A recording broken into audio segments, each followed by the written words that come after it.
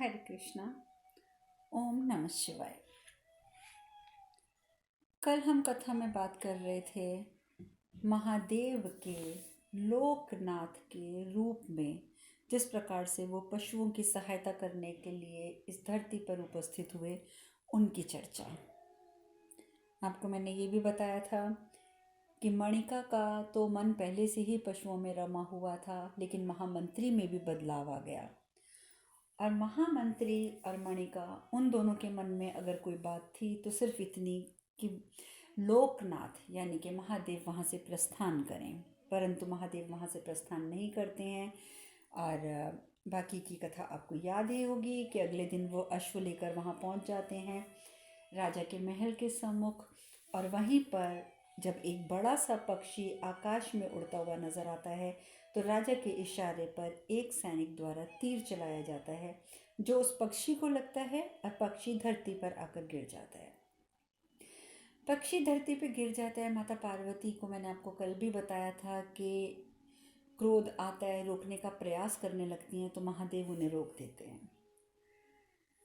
जब ये पक्षी धरती पर आके गिरता है, राजा तो घमंड में खड़ा रह जाता है, घमंड से परिपूर्ण कि देखो ये मेरा राज्य है, ये मेरे राज्य की सीमा है। और जैसा कि अरिमर्दन ने कल कहा था कि मैं अपने साम्राज्य में कुछ भी कर सकता हूँ, मेरे लिए कुछ भी असंभव नहीं है। और इसी बलबूते पर उसने जब इस धरती पर पक्षी को गिराया तो उसका घमंड ये बात साफ साफ बोल रहा था। महादेव ने बहुत प्रेम पूर्वक पक्षी को उठाया, पक्षी को उठाकर उन्होंने प्यार से सहलाना शुरू। पक्षी को सहलाते सहलाते महादेव अरिमर्दन से कहते हैं, अरिमर्दन इसे जीवित करो, इसे जीवित कर दो। अरिमर्दन कहते हैं, इसे जीवित कर दो? इसे जीवित कैसे किया जा सकता है? ये तो मृत है, और एक मृत जीव को जीवित कैसे किया जा सकता है? महादेव कहते हैं, तुमने ही तो कहा था कि तुम्हारे लिए तुम्हारे राज्य में कुछ भी असंभव नहीं है, और जब कुछ भी असंभव नहीं है, जब तुम इसे मार सकते हो तो इसे जीवित भी करो। अब इस प्रकार की बातें सुन के अरिमर्दन कहता है कि तुम हमें ऐसा कार्य करने की चुनौती देखकर स्वयं उपहास के पात्र बन रहे हो। लोग हमें नहीं तुम्हें मूर्ख कहेंगे कि देखो तो सही इस मूर्ख को, कि ये महाराज को एक मरा हुआ पक्षी जीवित करने की बात कर रहा है। अरिमर्दन कहते हैं कि लोकनाथ, क्या तुम्हें पता नहीं है कि मृत्यु के पश्चात कोई जीवित नहीं हो सकता? क्या तुम्हें इतना भी ज्ञान नहीं है? जब इस प्रकार की बात अरिमर्दन करता है तो महादेव प्रेम पूर्वक पक्षी के ऊपर हाथ फेरते हैं, और पक्षी के ऊपर हाथ फेरते फेरते लोगों के देखते हुए वो पक्षी उठकर खड़ा हो जाता है। वो पक्षी उठकर महादेव के हाथ में खड़ा हो जाता है। सब हैरान हो जाते हैं। महादेव उसी समय अपना हाथ ऊपर करते हैं और उस पक्षी को पुनः उड़ा देते हैं, उसे पुनः उड़ा देते हैं। महादेव ने पक्षी को उड़ाया, लेकिन इस बात को देखकर वो बिल्कुल भी हैरान नहीं हुआ। महाराज जो अरिमर्दन था वो बिल्कुल हैरान नहीं हुआ, उल्टा कहता है कि अज्ञानी हैं वो जो ऐसे चमत्कार से प्रभावित हो जाएंगे। उसे लगता है कि महादेव ने यानी कि लोकनाथ ने एक छोटा सा चमत्कार किया है, और उसके अनुसार वो लोग अज्ञानी होंगे जो इस चमत्कार से प्रभावित हो जाएंगे। महादेव जब ये सुनते हैं तो महादेव कहते हैं, अज्ञानी तो हैं जो इसे चमत्कार समझने की भूल करेंगे। अज्ञानी तो वो लोग होंगे, क्योंकि ये चमत्कार नहीं है, ये तो प्रेम की शक्ति है अरिमर्दन, प्रेम की शक्ति, करुणा की ऊर्जा है ये, जो तुम्हें समझ नहीं आ रही। संवेदना की ऊर्जा है जिसमें निर्जीव को सजीव में परिवर्तित करने का सामर्थ्य होता है। ये वो ऊर्जा है, परंतु इसे समझने के लिए बुद्धि की आवश्यकता है अरिमर्दन। अरिमर्दन इस बात का कोई जवाब नहीं देता, वो वहाँ से प्रस्थान कर जाता है। मणिका चिंतित होता है कि महाराज को तो कोई आभास हुआ नहीं। वो महादेव से भी कहता है, कहते महादेव मतलब लोकनाथ समझ के कि लोकनाथ जी, आपने बहुत तरीके से समझाने का प्रयास तो कर लिया महाराज अरिमर्दन को, परंतु अरिमर्दन को मुझे नहीं लगता कि कुछ भी समझ आया है। आप क्या कह रहे हैं उसे इस बात का बिल्कुल भी आभास नहीं है। महादेव कहते हैं अरिमर्दन को नहीं पता, उसे बिल्कुल नहीं पता कि वो किस अंधकार में है। और जब उसे यही नहीं पता कि वो किस अंधकार में है तो फिर वो प्रकाश को कैसे स्वीकार कर सकता है। प्रकाश को स्वीकार करने के लिए हमारा ये जानना अति आवश्यक है कि हम अंधकार में हैं। सत्य की कटुता स्वीकार करने के लिए धैर्य की आवश्यकता होती है, शीघ्रता की नहीं। और सत्य स्वीकारने हेतु साहस की आवश्यकता होती है। इसीलिए सत्य का सामना कायर कभी नहीं कर सकते, वो सदैव सत्य से भागते हैं। और जो सत्य का सामना कर लेता है वो कायर नहीं होता। महादेव कहते हैं सत्य तो जैसे अग्नि है, असत्य को, भ्रम को, भय को, इन सबको समाप्त करने वाली अग्नि। किंतु अधिकांश व्यक्ति असत्य का अनुसरण करते करते उसी को अपने जीवन का एक साथ मान लेते हैं और वो मान लेते हैं कि यही हमारे जीवन का सत्य भी है। वो भूल जाते हैं कि ये सत्य नहीं असत्य है। मणिका कहता है तो क्या राजा अरिमर्दन का इस अंधकार से निकलना कभी संभव हो पाएगा? कभी वो निकल पाएगा इस अंधकार से? खैर सब वहाँ से प्रस्थान करते हैं। अरिमर्दन के पास अश्व छोड़ के महादेव तो वहाँ से चले जाते हैं। अरिमर्दन अपने अश्वों को देख देख कर बहुत प्रसन्न होता है। मणिका जब महाराज को इस प्रकार से प्रसन्न देखता है तो मणिका कहता है कि मैंने अपना दायित्व निभा दिया। परंतु लोकनाथ जी कहते हैं कि प्रत्येक व्यक्ति को सृष्टि के प्रति भी दायित्व निभाना चाहिए, क्योंकि जब तक प्रत्येक व्यक्ति सृष्टि के प्रति अपने दायित्व को नहीं निभाता तब तक प्रकृति का संरक्षण संभव नहीं हो सकता। यदि हम चाहते हैं कि हमारी प्रकृति का संरक्षण सदैव संभव रहे तो हमें प्रकृति के प्रति दायित्व को भी निभाना चाहिए। जब वो इस प्रकार की बातें करता है मणिका तो अरिमर्दन कहता है कि हमारा दिन व्यर्थ कर दिया तुम्हारे लोकनाथ ने। अब इस समय रात्रि का समय हो रहा है तो कृपया अपनी इन बातों से हमारी रात्रि व्यर्थ मत करो। मणिका कहते हैं मुझे ज्ञात है महाराज, मुझे सब ज्ञात है कि आपने अश्वों का क्रय करके केवल सेना के लिए नहीं किया है, केवल यज्ञ के लिए नहीं किया है। इतनी बड़ी संख्या में अश्व क्रय करके आपने ये सुनिश्चित कर लिया है कि पड़ोसी राज्यों में अश्वों का अकाल उत्पन्न हो जाए, ताकि अड़ोस पड़ोस के राज्यों के सारे अश्व आपने अपने पास मंगा लिए हैं। अपने स्वार्थ और अपना, एक तो अपना स्वार्थ होता है, मणिका कहता है कि अपने स्वार्थ और अपने वर्चस्व पर आपने इतने अश्वों पर अन्याय करने हेतु इतने अश्वों को क्रय कर लिया है। मणिका कहते हैं कि मैं विद्रोह तो नहीं कर सकता, मैं विद्रोह नहीं कर सकता महाराज आपका, क्योंकि आप यहाँ के राजा हैं, किंतु विरोध उत्पन्न करता रहूँगा, मैं विरोध अवश्य करता रहूँगा। क्यों? क्योंकि मैं जानता हूँ कि ये उचित नहीं है। अब ये कहकर वो वहाँ से प्रस्थान कर जाता है। अब महाराज भी अपने महल में चले जाते हैं, सब सो जाते हैं। आधी रात्रि के समय महादेव अश्वों के सम्मुख उपस्थित होते हैं और उन्हें अपने सम्मुख देखकर एक अश्व जोर जोर से आवाज़ें निकालने लगता है, जिसकी आवाज़ से सभी अश्वों में भगदड़ मच जाती है। और जब सभी अश्वों में भगदड़ मचती है तो राजा को भी आवाज़ सुनाई देती है और राजा एकदम चौंक के उठ के बैठ जाता है। अरे मेरे अश्व, अरे मेरे अश्व! अश्वशाला में भागता है, पीछे पीछे कुछ सेवक भी उसके अश्वशाला में भागते हैं। लेकिन अश्वशाला में जाकर क्या देखते हैं महाराज के अधिकतर अश्व जो हैं गायब हैं। जो 2-4 अश्व वहाँ पर रह भी जाते थे, जो वहाँ पे बाकी थे, उन्होंने जैसे ही अरिमर्दन को देखा तो एक किस्म से उस पर, अरिमर्दन पर हमला करने का प्रयास किया, उसको घूर के देखा। उन अश्वों ने उस राजा को ऐसे घूर कर देखा, लेकिन फिर न जाने क्या सोचकर उन्होंने अपना अपना जो था चेहरा घुमाया और वो अश्व भी वहाँ से भाग गए, रुके नहीं, भाग गए। परंतु उन्होंने अरिमर्दन को नुकसान नहीं पहुंचाया, अरिमर्दन पर हमला नहीं किया। अब महादेव जो कि ये सब देख रहे थे, महादेव कहते हैं देखा पार्वती, देखा तुमने, पशुओं की करुणा और क्षमाशीलता का कैसा अद्भुत दृष्टांत आज प्रस्तुत हुआ है। कैसा अद्भुत दृष्टांत! मनुष्यों और पशुओं की सहृदयता की तुल्यता का उत्कृष्ट उदाहरण। और वाकई ही कि मनुष्यों और पशुओं में सहृदयता कितनी होती है उसकी तुलना का उत्कृष्ट उदाहरण था ये। अरिमर्दन को असहाय और भयभीत देखकर उन अश्वों ने उस पर आक्रमण नहीं किया, उसे घूरा अवश्य, परंतु उस पर आक्रमण नहीं किया। माता पार्वती कहती हैं, हाँ स्वामी, किंतु अरिमर्दन अभी देखने में असमर्थ है, क्योंकि अश्वों का विद्रोह उसे अपने सम्मान पर घात प्रतीत हो रहा है। महादेव कहते हैं, बात तो सत्य है, वो भयभीत है, क्योंकि स्वयं को अश्वों का स्वामी समझने का उसका भ्रम टूट चुका है। उसे लगता था कि उसने इतने अश्वों को क्रय किया है तो वो अश्वों का स्वामी बन गया।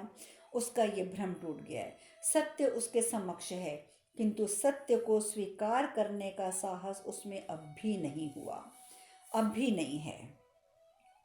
और सही बात है, जैसे ही जब वो अश्व उस पर हमला नहीं करते अरिमर्दन पर और अश्व वहाँ से चले जाते हैं, तब अरिमर्दन का जब थोड़ा भय दूर होता है तो वो चिल्ला के बोलता है, मणिका को लेकर आओ।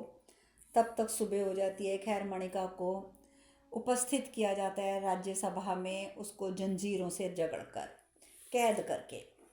अहिरमर्दन कहता है, राज्य को क्षति पहुंचाने के आरोप में और अश्वों को विद्रोह हेतु उकसाने के आरोप में मैं मणिका को मृत्यु दंड देता हूँ। और बिना कारण, क्योंकि मणिका तो वहां तक उपस्थित ही नहीं था, बिना कारण अरिमर्दन ने मणिका को मृत्यु दंड दे दिया। अब महादेव भी सबको सुन रहे थे।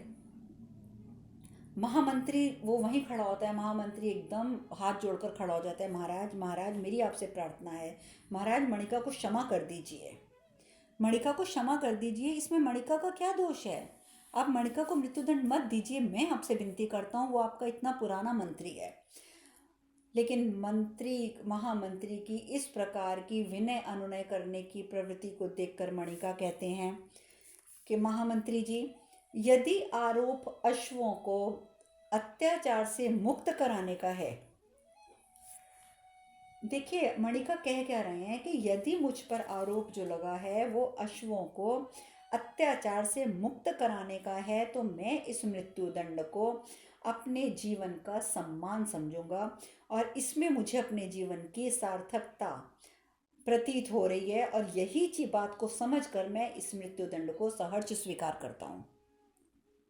महामंत्री जी, आपको विनय अनुनय करने की आवश्यकता नहीं है। मेरा जीवन सार्थक हो जाएगा यदि मैं पशुओं के को बचाने के लिए, उनके हेतु कार्य करने के लिए, यदि मुझे अपने प्राण भी त्यागने पड़ते हैं, तो मुझे यही प्रतीत होगा कि मेरा जीवन सार्थक हो गया है। और साथ ही हाथ जोड़कर आवाज लगाते हैं, हे गुरुदेव। अब वो गुरुदेव किसको बोलते हैं? लोकनाथ जी को। लोकनाथ जी अर्थात हमारे महादेव को। जब वो उसको जैसे कि बलि चढ़ाई जाती है, उस प्रकार की जगह बनाई होती है, सामने बहुत सारे प्रजाजन भी उपस्थित होते हैं।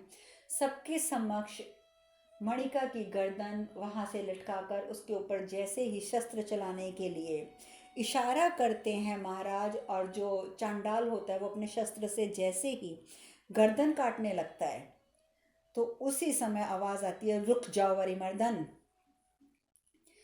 एक बार तो अरिमर्दन को लगता है कि ये फिर से लोकनाथ आ गए, परंतु पीछे मुड़कर क्या देखते हैं कि पीछे तो महादेव और माता पार्वती खड़े हैं, जो कि अपने वास्तविक स्वरूप में वहां उपस्थित हो गए थे। सब जो हैं, जितने भी वहां लोग उपस्थित होते हैं, जो कम से कम चंडाल वगैरह होते हैं, मंत्रीगण होते हैं, वो सब के सब नतमस्तक हो जाते हैं सभी। परंतु अरिमर्दन जो है वो नतमस्तक नहीं हो पाता। क्यों? क्योंकि वो घबरा जाता है। अपने सम्मुख प्रभु को देखकर अरिमर्दन घबरा जाता है। महादेव उसी समय कहते हैं, अरिमर्दन, मैंने तुमसे कहा था ना, मैंने तुमसे कहा था अरिमर्दन कि जब तक जीवन है तब तक तुमसे पुनः मिलने की संभावना जीवित रहेगी। याद है ना तुम्हें? कहा था मैंने ये। और वाकई अरिमर्दन को लोकनाथ की सारी बात याद आ जाती है कि लोकनाथ ने कहा था कि जब तक जीवन है तब तक पुनः मिलने की परिस्थितियां उत्पन्न होती रहेंगी, संभावना बनी रहेगी, परंतु उस समय तुम मुझे किसी और तरीके से देखोगे। और बात वही सत्य हो गई। अब उसे याद आया कि अरे ये लोकनाथ जिसे मैं एक मामूली व्यक्ति समझकर उसके साथ दुर्व्यवहार कर रहा था, वो तो महादेव थे। अरिमर्दन को कुछ समझ नहीं आता क्या करे, क्योंकि वो इतना ज़्यादा घबरा जाता है जब उसे याद आता है कि लोकनाथ के रूप में उसने महादेव के साथ आखिर किया तो क्या किया। अब ये चीज़ उसके अंदर ही अंदर घबराहट पैदा करती है, अंदर घबराहट पैदा करती है, अंदर घबराहट पैदा। अरिमर्दन को अपने सम्मुख देखकर माता पार्वती बहुत क्रोधित हो जाती हैं। माता पार्वती कहती हैं, राजा अरिमर्दन, तुमने केवल महादेव के भक्त को ही नहीं, तुमने महादेव के एक शिष्य को ही नहीं, अपितु पशुओं से अपार प्रेम करने वाले एक ऐसे महान व्यक्ति को मृत्यु दंड देने का प्रयास किया है जो कि एक कल्पना से भी बाहर है। और ऐसे कृत्य के लिए दंड के पात्र तो अरिमर्दन तुम स्वयं हो। दंड यदि किसी को प्राप्त होना चाहिए तो वो तुम्हें प्राप्त होना चाहिए। माता पार्वती कहती हैं कि जिस राज्य के हित के लिए तुम इतने महान इंसान की बलि चढ़ाने वाले थे, जिस राज्य को शक्तिशाली बनाने के लिए तुमने आज तक न जाने कितने कितने पशुओं की बलि चढ़ा दी है, आज तक बलि चढ़ाते आए हो, और आज तक तुमने जो प्रकृति का अपमान किया है, जानवरों की, पशुओं की बलि चढ़ाकर, और अब तुम्हें और तुम्हारे राज्य को प्रकृति का प्रकोप भोगना पड़ेगा। क्यों? क्योंकि जब हम किसी जीव की हत्या करते हैं, भगवान ने जब हम सबको एक समान जीव बनाया है, सिर्फ हमें फ़र्क है तो इतना है कि हम में बुद्धि है, और उस प्रकार की बुद्धि है कि हम सोचने समझने की क्षमता रखते हैं, अपने अनुसार कार्य कर सकते हैं, हम बोल सकते हैं। जानवरों में अगर मैं यहाँ जानवर शब्द का इस्तेमाल तो नहीं करूँगी, मैं यहाँ पर पशु बोलूँगी। अगर पशुओं में अपने कर्म अनुसार, अपने भाग्य के कर्म अनुसार यदि पशु योनि में एक जीव की उत्पत्ति होती है तो उसे इतनी बुद्धि प्राप्त नहीं होती जितनी मनुष्यों को होती है, और इसके साथ साथ उनमें सोचने समझने की और अपनी अभिव्यक्ति की क्षमता नहीं होती जो एक व्यक्ति में होती है, कि वो बोलकर अभिव्यक्त कर सकता है कुछ भी। और ऐसे जीव की, बेशक वो बोल नहीं सकता, बेशक उसमें बुद्धि की कमी है, परंतु फिर भी यदि ऐसे जीव की, ऐसे पशु की यदि हम हत्या करते हैं, या अगर यदि हम उस पर अत्याचार करते हैं, तो हम प्रकृति का भी नुकसान करते हैं। आप लोगों ने अभी जितनी रिसर्च हुई है उस रिसर्च में पढ़ा होगा कि जब से लोगों ने ज़्यादा मांसाहार खाना शुरू किया है, तब से ग्लोबल वार्मिंग बढ़ गई है। ये आप लोगों ने सुना ही होगा, क्योंकि पशु जो हैं वो भी एक संतुलन बनाकर चलते हैं प्रकृति का। और जब इंसान, जिनको कोई हक नहीं है पशु मार के खाने का, पशुओं को मारने के लिए पशु हैं, हमें भगवान ने अनेक प्रकार की वनस्पतियां दी हैं, तो जब हम इंसान होकर पशुओं का हनन करते हैं तो उससे भी हमारी ग्लोबल वार्मिंग पे फ़र्क पड़ता है। कारण कि जब वो रुदन होता है पशुओं का, उससे जो नेगेटिव एनर्जी चारों ओर फैलती है। आप कभी SSRF नाम की एक साइट है, website SSRF, science of spirituality, ऐसे ही है उसका कुछ नाम, साइंस ऑफ स्पिरिचुअलिटी फाउंडेशन, इस तरीके का कोई नाम है। अगर आप लोग इंटरेस्टेड होगे तो मैं आपको भेजूंगी। वो वेबसाइट जो है वो इंडिया के ज़्यादातर भाषाओं में उपलब्ध है। मतलब मैंने देखा है कि हिंदी में, इंग्लिश में और इंटरनेशनल लैंग्वेजेस में भी है वो, और हिंदी की भी कई भाषाओं में उपलब्ध है। यदि कभी आप उस वेबसाइट पर जाएं और वहाँ पर इस प्रकार का मटेरियल लेकर पढ़ें तो आपको ज्ञात होगा कि किस प्रकार से क्या क्या चीज़ें हमारे प्रकृति को नुकसान पहुँचाती हैं, जो आजकल के लोग अनजाने में करते जा रहे हैं। तो खैर हम कथा पे आते हैं। माता पार्वती कहती हैं कि तुमने अपने जिस राज्य को बढ़ाने के लिए, अपने जिस राज्य को शक्तिशाली बनाने के लिए तुमने आज तक जिन पशुओं की बलि चढ़ाई है और जो तुमने प्रकृति का अपमान किया है, वो अब तुम्हारे राज्य को भुगतना पड़ेगा। और अब प्रकृति का प्रकोप तुम्हें भुगतना पड़ेगा। और माता पार्वती क्रोध से अपनी आंखें फैला लेती हैं और उसी समय अचानक तेज हवाएं चलने लग जाती हैं, नदियों में उछाल आ जाता है और ऐसी हालत हो जाती है कि जैसे सब कुछ उड़ जाएगा उस आंधी में। अरिमर्दन तो एकदम क्षमा याचना पे आ जाता है, क्षमा क्षमा क्षमा, प्रभु क्षमा करें, क्षमा करें, प्रभु क्षमा करें। महादेव भी माता पार्वती से कहते हैं, शांत हो जाओ पार्वती, शांत हो जाओ। अरिमर्दन के कृत्यों का दंड उसकी प्रजा को ना दो। ये अगर दंड का भागीदार कोई है तो वो स्वयं महाराज हैं, अरिमर्दन है, उसकी प्रजा नहीं। परंतु यदि तुम क्रुद्ध हो जाओगी प्रकृति, तो उसकी पूरी प्रजा को इस बात का भुगतान करना पड़ेगा। तो ऐसा मत करो पार्वती, उसके राज्य को कष्ट मत दो। तुमने अगर सजा देनी है तो अरिमर्दन को दो, उसके राज्य को नहीं, उसकी प्रजा को नहीं।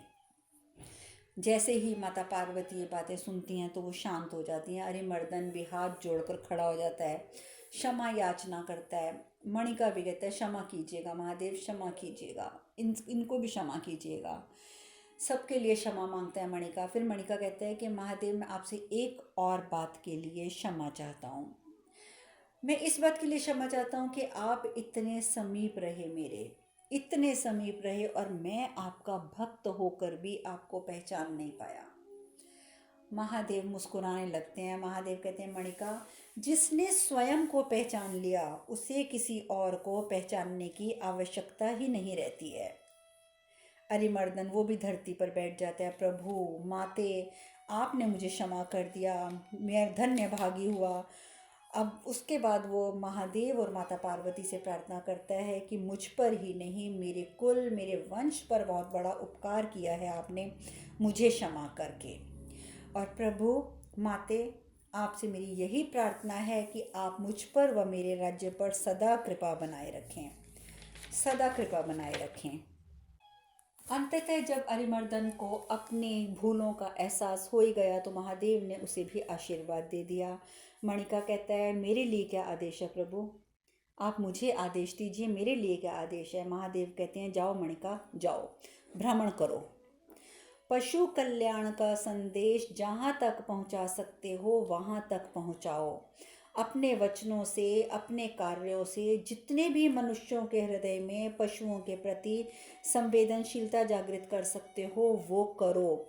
यही तुम्हारा गंतव्य है और यही तुम्हारा मार्ग भी है। मणिका जब ये बात सुनता है तो मणिका कहता है, प्रभु, मेरे काव्य का स्रोत तो आपकी भक्ति है, सदैव आपकी भक्ति रही है, सब कुछ उसी से उत्पन्न है। मेरे काव्य के एक एक शब्द में आप समाये हुए हैं, तो मैं समस्त संसार का भ्रमण करके आपकी भक्ति का बीज बोऊंगा। मणिका क्या कहते हैं कि मैं समस्त संसार का भ्रमण करके आपकी भक्ति का बीज बोऊंगा। सत्य तो ये है प्रभु कि जिसके हृदय में आपके व माता के प्रति सच्ची भक्ति का वास हो गया, वो पशु की उपेक्षा नहीं कर पाएगा, पशु की उपेक्षा नहीं कर पाएगा। और ये बात सत्य है। अभी हमारे ग्रुप के ही एक, आप मेरा छोटा भाई कहें या मेरा पुत्र कहें, जब कल उससे चर्चा हुई और मुझे ज्ञात हुआ कि वो भी मांसाहार करता है, और मैंने उससे एक ही प्रश्न किया था कि इतनी शिव कथा सुनकर तुम मांस कैसे खा सकते हो। और आप जानते हैं, मुझे अति प्रसन्नता हुई कि उस बालक ने तुरंत मेरे सामने भगवान की सौगंध लेके प्रण लिया कि आज से, अभी से मैं मांसाहार का पूर्ण रूपेण त्याग करता हूँ। और ये किसका कमाल है, ये सिर्फ शिव कथा सुन सुनकर उसके हृदय में उपजी हुई भक्ति का कमाल है। ये मेरे समझाने का या मेरा कोई लेना देना नहीं है इसमें, बिल्कुल भी नहीं। ये सिर्फ उस बच्चे के हृदय में उपजी हुई भक्ति का कमाल है कि उसने एक क्षण में भगवान की सौगंध ले ली और मांसाहार का त्याग कर दिया। तो यहाँ पर मणिका भी यही कह रहे हैं। मणिका ने यही कहा कि प्रभु, सत्य यही है कि जिसके हृदय में आपका और माता के प्रति सच्ची भक्ति का वास हो जाएगा, वो पशु की उपेक्षा नहीं कर पाएगा। और ये बात सुनकर महादेव मणिका को आशीर्वाद देते हैं और वहाँ से महादेव प्रस्थान कर जाते हैं। अब हम थोड़ी सी चर्चा करते हैं पंचदेवों की और इंद्रदेव की। जैसा कि मैंने आपको बताया था कि इंद्रदेव को जब पता चलता है कि कामधेनु की चारों पुत्रियां जो चारों दिशाओं में रहती हैं उनसे कामधेनु के बारे में पता चल सकता है, और वो इंद्रदेव वहाँ अपने कामधेनु की तलाश के लिए निकल पड़ते हैं। वहीं अरुणासुर जो है वो इतना स्वागत सत्कार कर रहा है, इतना आतिथ्य सत्कार कर रहा है उन पंचदेवों का कि वो लोग बहुत प्रसन्न हैं। परंतु सूर्य देव को कहीं ना कहीं लग रहा है कि जैसे उनके मन में एक शंका उपज रही है कि अरुणासुर जो है वो सही नहीं है, वो हमारे साथ छल कर रहा है। परंतु कोई भी उसकी बात मानने को तैयार नहीं होता, सबको लगता है कि सूर्यदेव फिजूल की बातें कर रहे हैं। तभी अरुणासुर वहाँ उचित आ जाता है और सीधा आते ही बोलता है, ये उचित नहीं हुआ। मैंने कभी कल्पना नहीं की थी कि देवता ऐसे भी होते हैं, मैंने कभी कल्पना नहीं करी थी। मैं शुद्ध हूँ इंद्रदेव के व्यवहार से। उन्होंने आपके साथ सही नहीं किया। मुझे तो पाताल लोक से सूचना मिली कि दैत्यों को स्वर्ग से निष्कासित कर दिया गया है। अग्निदेव एकदम हैरान हो जाते हैं, क्योंकि उन लोगों ने पांच तत्व देवताओं ने स्वर्ग इसीलिए छोड़ा था क्योंकि असुरों ने वहां उनका अपमान किया था। तो अग्निदेव कहते हैं, ये कब हुआ? अरुणासुर कहता है कि आपके प्रस्थान के कुछ समय पश्चात ही ये हो गया था, और आश्चर्य मुझे इस बात का है कि इतने दिन बीत जाने पर भी आपको सूचना कैसे प्राप्त नहीं हुई। और देवराज इंद्र कैसे राजा हैं जिन्हें देवताओं की कोई चिंता ही नहीं है?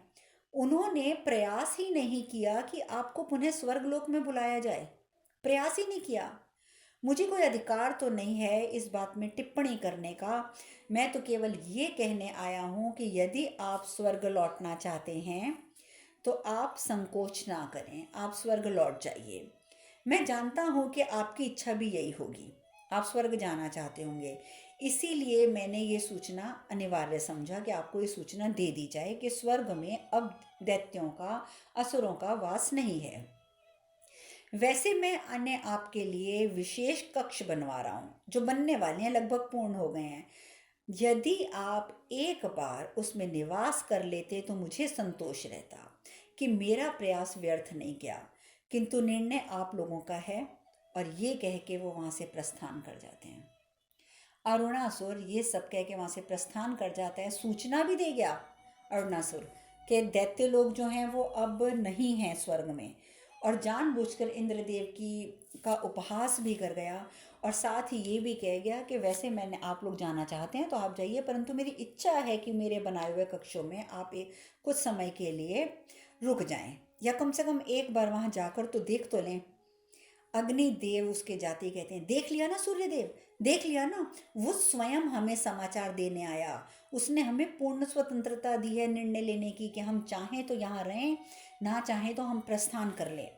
तो पवन देव भी कहते हैं कि अब तुम्हें भावना की अनुभूति नहीं हो रही है? अब तुम्हें ये नहीं लग रहा कि इस व्यक्ति ने हमारे लिए विशेष कक्ष बनवाए हैं, उसकी वो चर्चा करके गया, तो तुम्हें कोई अनुभूति नहीं हुई? देखा हमारे प्रति उसका स्नेह कितना ज़्यादा है, स्पष्ट था उसका स्नेह हमारे प्रति सूर्यदेव, और आप हैं कि उल्टी बातें करते जा रहे हैं। चंद्रमा वो भी शांत हो जाते हैं। चंद्रमा ने जबकि एक बार तो कहा था कि एक बार सूर्यदेव की बात तो सुन लो, लेकिन अब चंद्रमा कहते हैं, एक बार पुनः विचार करके तो देखिए, एक बार पुनः विचार कीजिए सूर्यदेव, आपको समझ आ जाएगा कि अरुणासुर के प्रति जो आप धारणाएं बना रहे हैं वो बेकार हैं। लेकिन सूर्यदेव जो हैं उनके मन में चलता रहता है कि अभी इनसे कहना कुछ भी बेकार है, व्यर्थ ही जाएगा। परंतु साथ ही साथ वो सोचते हैं कि मुझे कुछ ना कुछ अब जल्दी करना पड़ेगा कि अरुणासुर का जो भी उद्देश्य है वो मेरे समक्ष साफ हो जाए, ताकि मैं अपने इन बाकी साथ के देवताओं को भी बचा सकूं यहाँ से। लेकिन अब वो जुट जाते हैं तलाश में कि किसी प्रकार से कोई सबूत मुझे मिल जाए। उधर इंद्रदेव वो कामधेनु को ढूंढने के लिए पुत्रियों के घर भी जाते हैं, सारी पुत्रियों के घर जाती हैं। पहले 3 पुत्रियों के अलग अलग घरों में गए, तीनों पुत्रियों ने मना कर दिया कि हम नहीं जानती कि हमारी माता कहाँ पर है। उन्होंने साफ मना कर दिया। लेकिन जब वो चौथी पुत्री के पास गए तो चौथी पुत्री जो कि उत्तर में थी, उसने कहा कि मेरा उत्तर भी माता को लेके तो यही होगा जो मेरी बाकी बहनों का है। लेकिन हाँ देवराजेंद्र, एक सूचना मैं आपको देना चाहती हूँ कि मैंने आपके पंच देवताओं को उस उत्तर पूर्व की दिशा में जाते देखा है, एक बहुत अजीब से व्यक्ति के साथ। अगर कुछ कर सकते हैं ना आप अभी भी, तो जाकर अपने पंच देवताओं की रक्षा कीजिए। इतनी सूचना बस वो दे देती हैं, जो आखिरी उनकी पुत्री होती हैं कामधेनु की, और इंद्रदेव अब उस ओर चल पड़ते हैं। अब आगे की कथा हम कल करेंगे कि पंचदेव कैसे कैसे करेंगे और क्या क्या करेंगे, ये सब चर्चा अब कल करेंगे। आज कथा में यहीं विश्राम लेते हैं। हरे कृष्ण कृष्ण कृष्ण हरे हरे, हरे राम राम राम हरे हरे।